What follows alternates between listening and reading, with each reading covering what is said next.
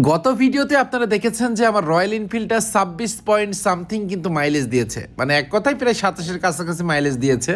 But আজকে আবারও tank ফুল করি, তো ফুল করার পরে যেটা দেখলাম সেটা দেখার পরে আমি পুরো আকাশ থেকে পড়লাম। এক কথায় এটা যখন আমরা ক্যালকুলেশন করি, গতবার চলেছিল 382 কিলো, আর এইবার লাস্ট 604 কিলোতে আবার ফুল লোড করি। তেল কিন্তু আমার ঢুকেছে 9.93। তো আমরা একটু ক্যালকুলেশন করে আসি। তো আমরা ক্যালকুলেটারে চলে আসি।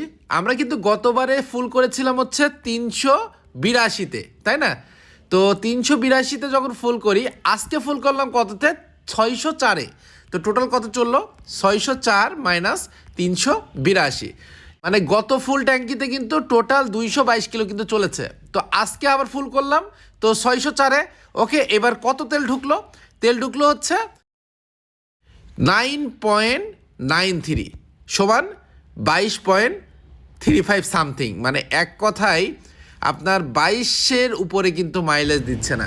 তো এই বাইকের মাইলেজ কিন্তু এভারেজ 20 থেকে 25-এর মধ্যেই সবসময় পাবেন, মানে কোনো সময় একদম অ্যাকুরেট মাইলেজ পাবেন না। এটা সম্পূর্ণ আপনার চালানোর উপর নির্ভর করে মাইলেজটা আপনাকে দিবে।